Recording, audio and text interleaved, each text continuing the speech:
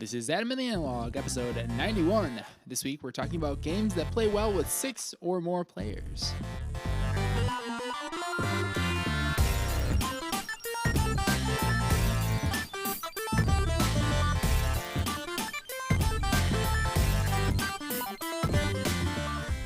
Hello and welcome to Adamantly Analog, the only board gaming podcast as hot and sexy as a brand new Porsche. I'm your host, Harrison Dunn. Is that a reference that anyone is going to understand based on that slip of saying 911 rather than 91? It probably won't make the cut either. Nope, exactly. No, it's just a little joke because, Porsches are a cool car, I guess, if you're a car person. Yeah. Listen, I was really struggling, okay? Let me be. Yeah, I had a real Porsche thing going on when I was younger, and now I no longer have any interest in a European sports car. Much more realistic. Well, Corey, we should talk about some board games and not sports cars.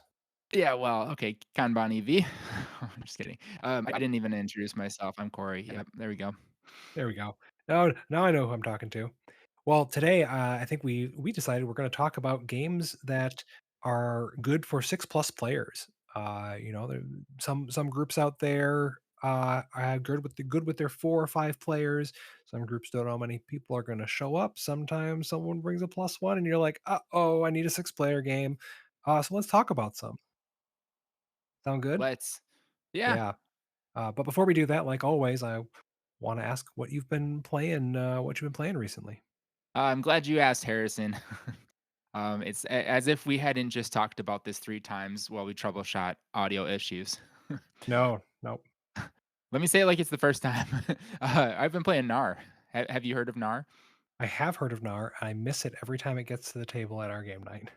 Oh dear, really? Okay, it's BGA, so we can load up a game. It's very simple, so I think you could learn it pretty easily on there without too much explanation.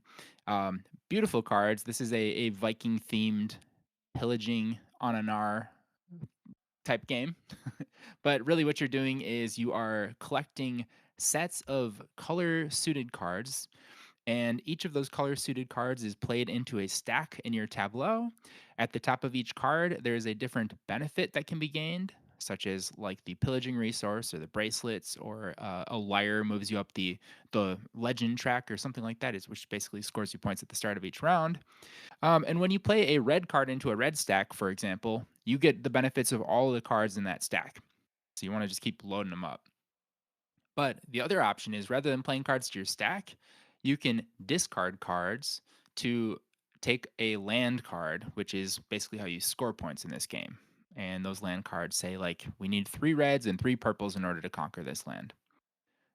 So that's kind of the kind of push and pull of it. You want to build your tableau, but you also want to use your tableau for the benefits of gaining the points. And so there's a little more intricacy to it too. Each of those lands has different income benefits that you can gain when you spend your bracelets, and it's kind of cool how that works because there's like 3 tiers to those. So the more bracelets, the more value you get. But overall, like I said, pretty straightforward game. It's one of those quick and snappy turns kind of games. So it works well on BGA, where you're taking like 1 turn a day, and you don't have to keep too long of a thread going on what your planning process is. I liked it a lot. Yeah. I'm on game like 4 right now, and I think we're gonna load up another and keep it going. Yeah, I've heard very good things about it. Yeah. Cool. So so that's Knarr. How about you, Harrison? So I not this last week, but I recently played a game called Fairy Ring from Repos Production. This is a card drafting game about building out a fairy forest out of mushrooms, and you simultaneously pick a card from your hand, but then you reveal them in turn order and add them to your tableau. You can either put them on the leftmost spot, rightmost spot, or if you have a mushroom of that type, you can stack it with that and make that mushroom more powerful. And what you're doing is each player has these little like acrylic standees that represent their fairy, and they're moving them clockwise around the board, where each stack of mushrooms, each mushroom is one space, and the card that you draft has a mushroom type on it, but also a uh, distance that your fairy is going to move.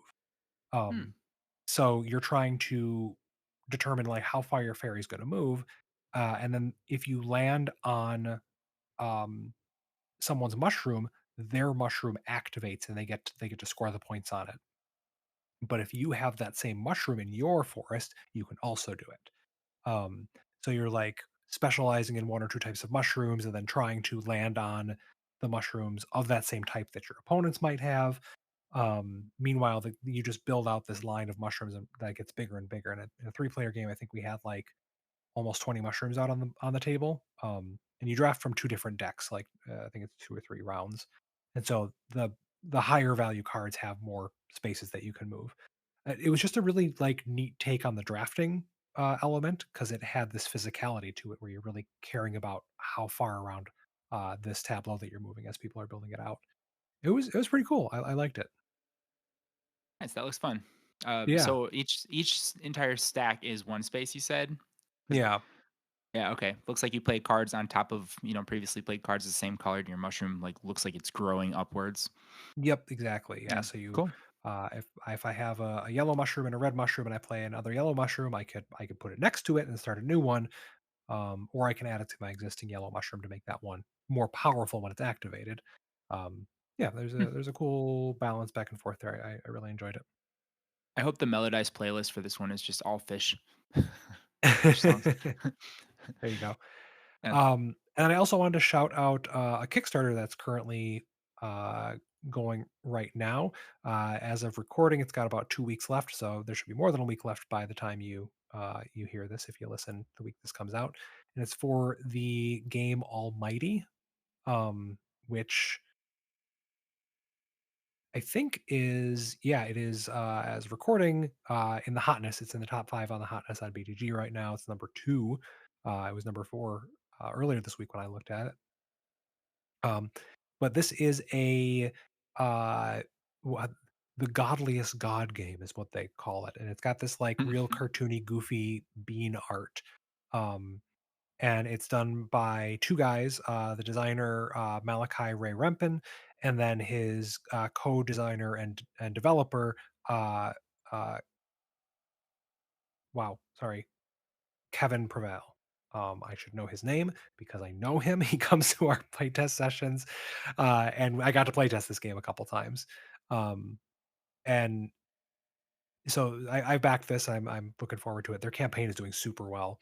Um, Yeah. they their whole thing and this campaign is that they have this god of board game upgrades that backers are trying to appease throughout the campaign. So like when they hit milestones, he'll post an update saying the god of board game upgrades is pleased, and then he'll announce a new upgrade. But if there's not enough progress, or somebody does something, or just because gods are fickle, he'll put out an update that says the god of board game upgrades is enraged. In fact, he just put out one recently saying that he's enraged, and he's cursing us with a plague of rot, and said the boxes will now be packed with overripe pineapple. Um, or every single card in the game has been downgraded to be a different shape, so every card is a different shape in the game. So just like kind of goofy things like tongue in cheek, mostly a joke here. But it's a delightful campaign. The artwork's great. They've got a great like marketing twist on it. And then the Mm. gameplay itself is kind of like really loose, um, almost a vehicle for storytelling. You're playing these very thematic god characters like the god of the sun, the god of the dead, the god of rain, or the god of love, and you're trying to manipulate the followers on this map by either like getting them to praise you, outright smiting them, or poking them to like use their abilities. It's super fun. At the very least, like go check out the Kickstarter page. Yeah, I'm super happy for them. They're like way surpassed their goal. Their goal was $15,000 and they're over $200,000 currently. Huh, So that's awesome. yeah, Yeah, it's you didn't it's even super cool. mention the fabric scroll board that's, showing up here in Oh these yeah, pictures. yep. It's a That's a fabric big scroll selling board. point. I think one of Yeah. the joke downgrades was the fabric scroll board will be replaced with toilet paper. Yeah. So Nice. it's Yeah, it's this a is good fun. time. And you should go to the forums on BGG too. Like people are loving this twist on it. There's people like trying to appease the God of Board Game upgrade picture the God of Board Game upgrades by posting pictures of their dog. Yeah, nice. Yeah, it's good. So Cool. I like the people, like the game. Go check it out. Okay. Let's move on to our feature topic, shall we? Yes, please.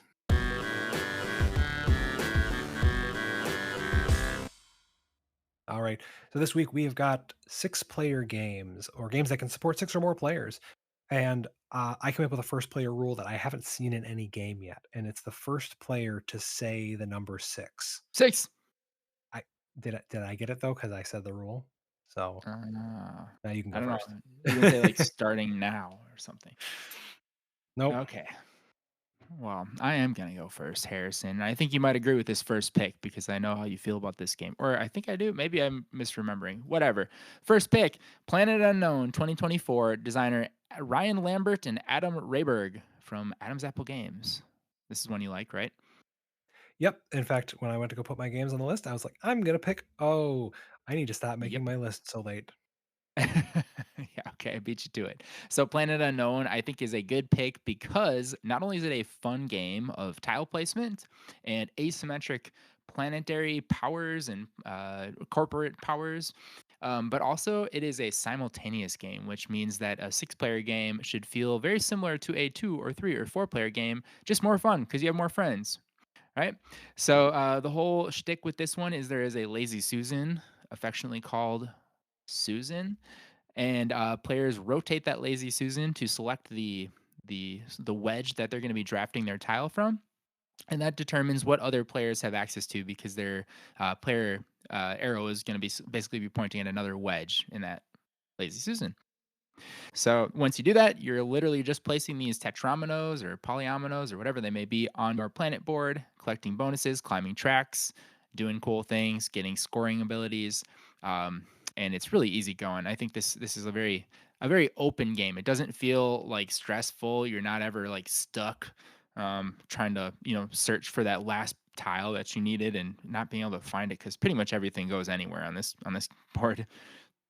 That's one of the things I like about it too. It doesn't need to be tight to be fun. It's easy going, it's loose, and it allows room for conversation if you do have a full table of 6 players.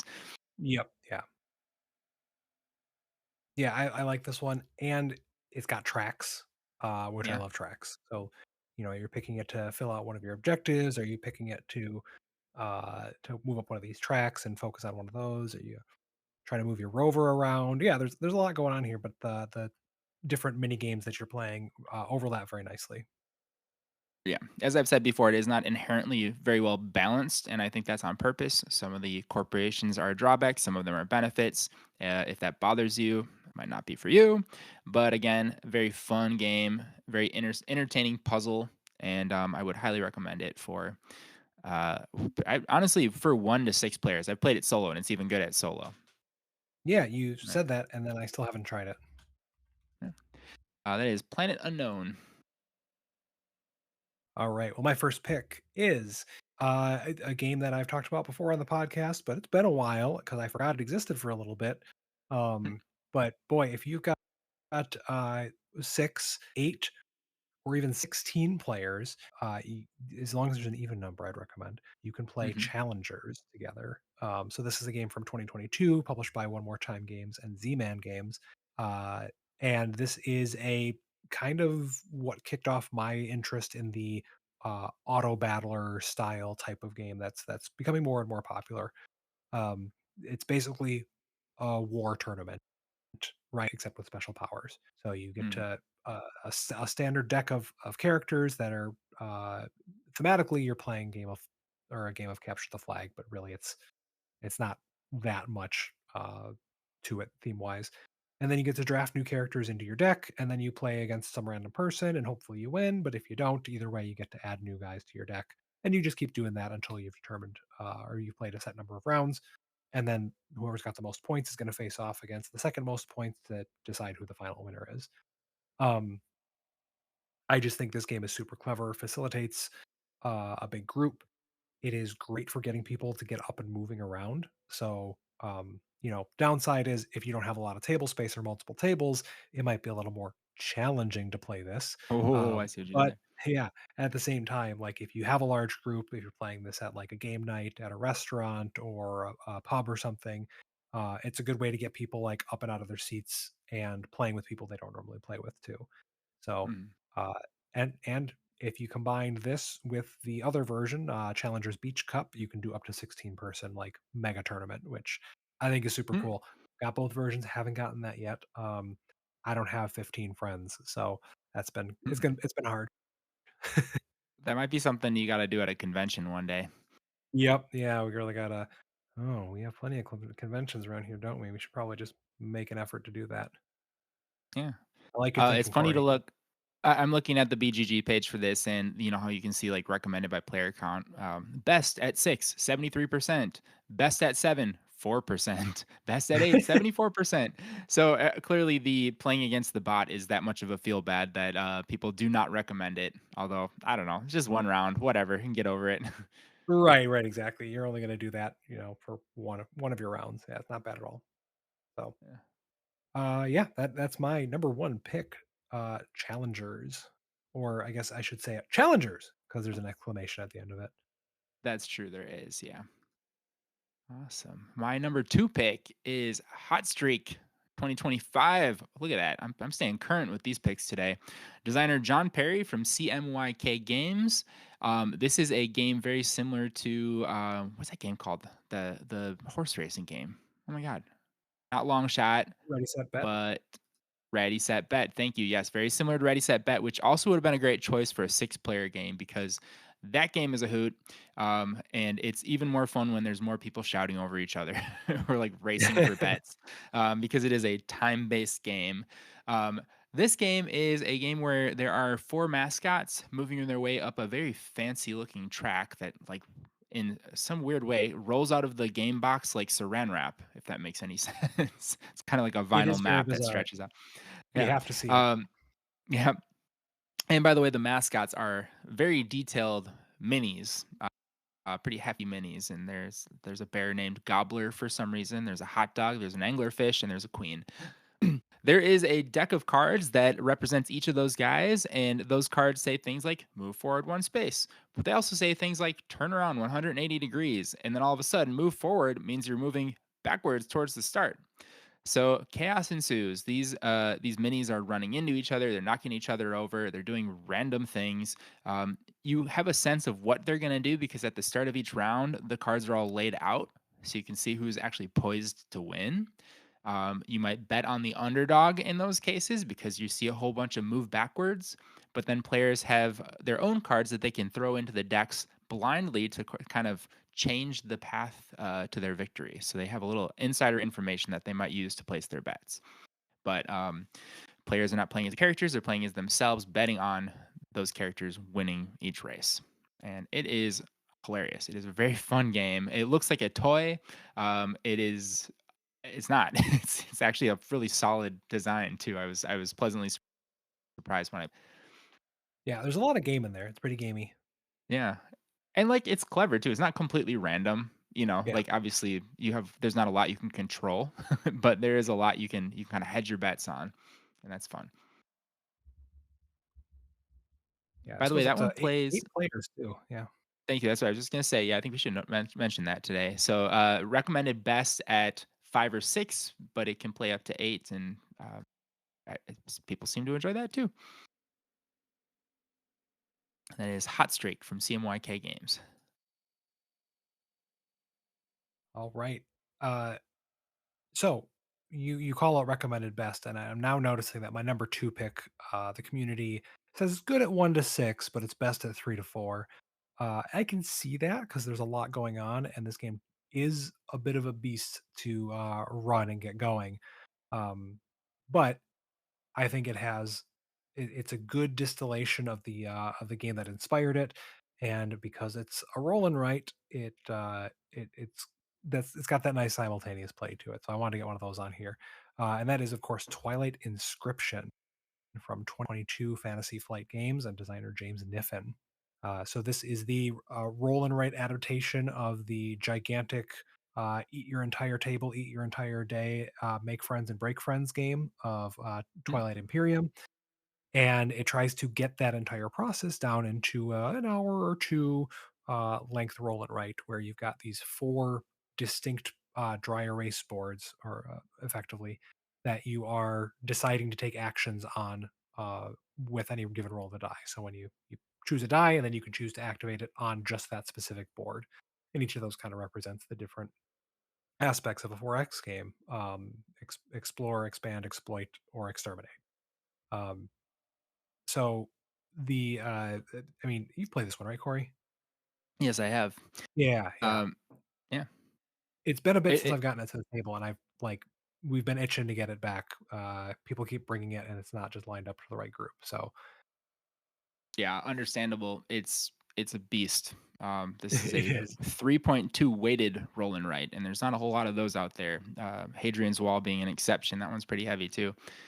But yeah, Yeah, yeah, sit down, buckle up, and I imagine with 6 players, it's probably pretty long. There's a lot of politicking going on in here as well.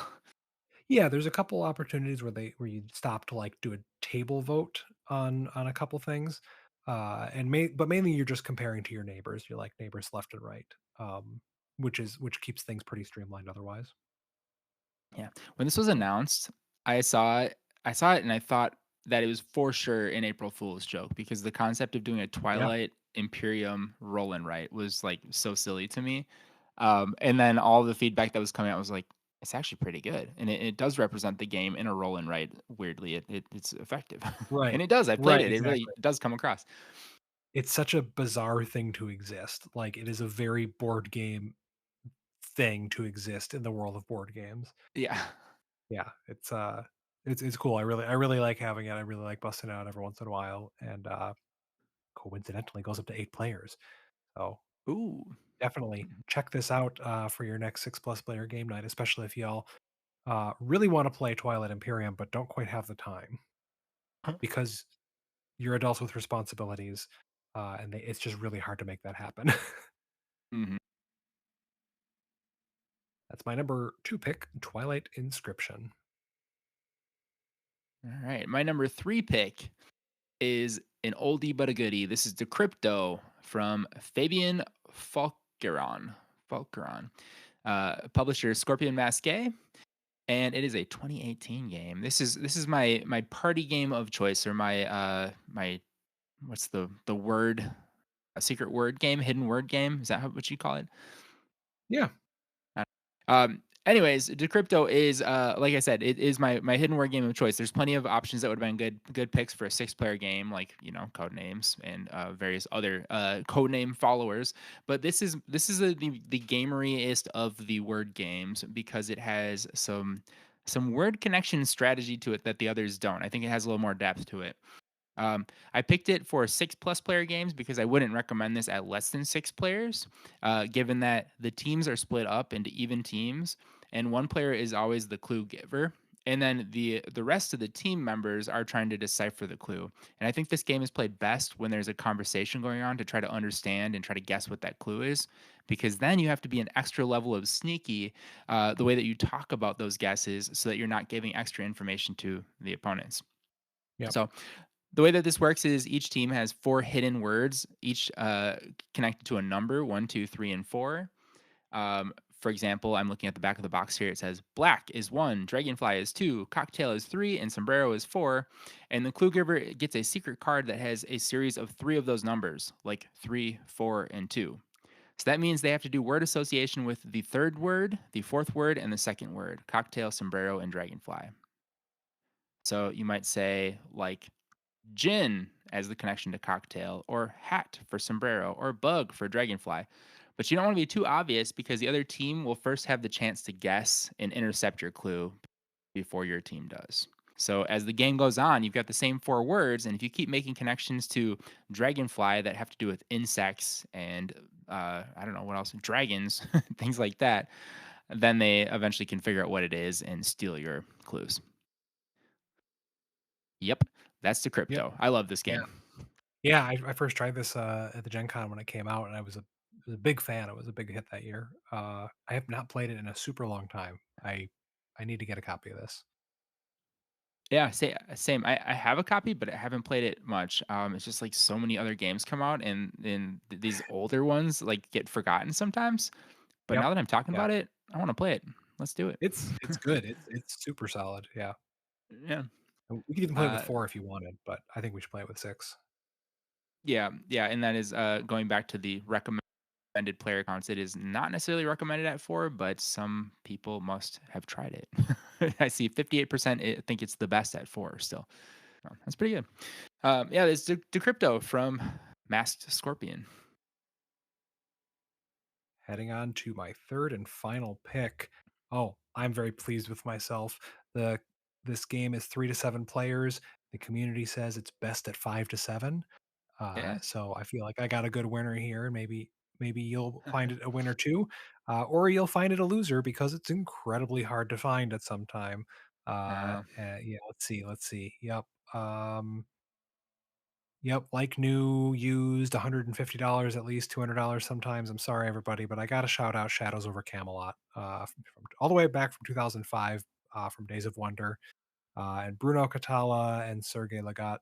Uh, this is one of those like quintessential co-op, but maybe there's a trader game where you're all trying to solve these different puzzles with a simple set of cards in your hand, moving around different locations and playing out the roles of one of these legendary knights of the round table.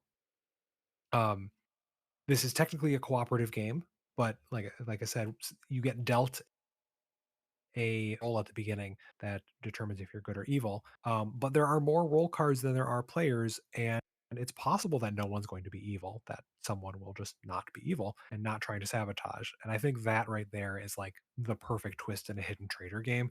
The possibility that there isn't a traitor is very real. Um, yeah, this just it's a great experience for 5 to 7 players. It has the bonus that you can just players can drop in and drop out in the middle of the game, and it doesn't really break the experience.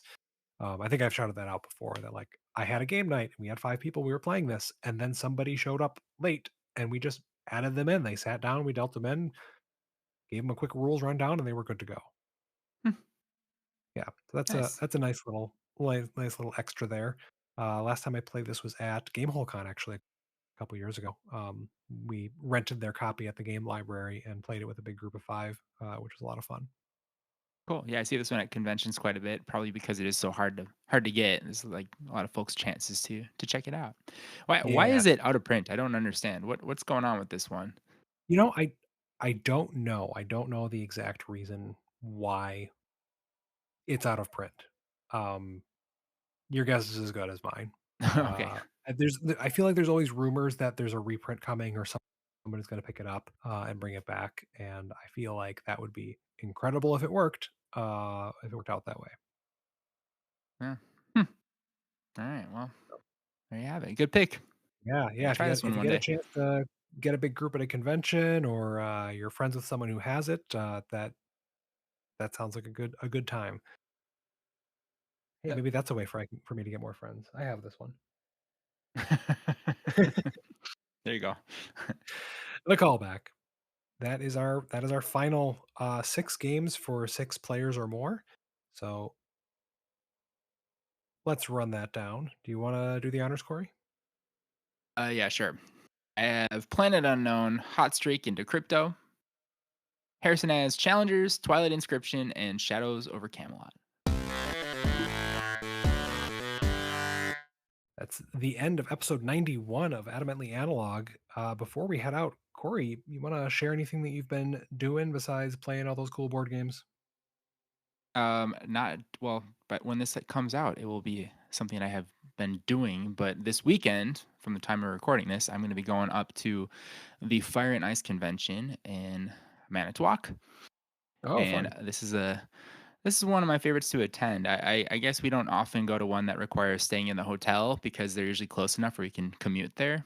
But it's always nice to do that because you can just like wake up, roll out of bed, play some board games, stay stay up late, play some board games, and then Mhm. pop back in and have a snack whenever you want. So I'm looking forward to that. And I've got a lot of good ones lined up too. Cool. That's awesome. Yeah. How about you? Yeah, I actually well, I've been when I'm not playing board games, I'm playing board games. I actually had to talk about what we've been playing recently. I hadn't talked about fairy rings, but I looked through my board game tracking app, and I haven't played a a published board game in almost 2 weeks. Oh my gosh. It's just been all play testing. So we've got 2 Thunderworks projects that one is winding down and one is winding up that I've just been spending a ton of time on, Yeah. including one weekend day that was, we went for about 10 hours of just the same game over and over. So yeah, I'm excited for some of these projects to get out there, and be able to talk about more of them in the future. But, Huh. uh, yeah, so suffice to say, I've not been playing many non-board games recently. And that's okay.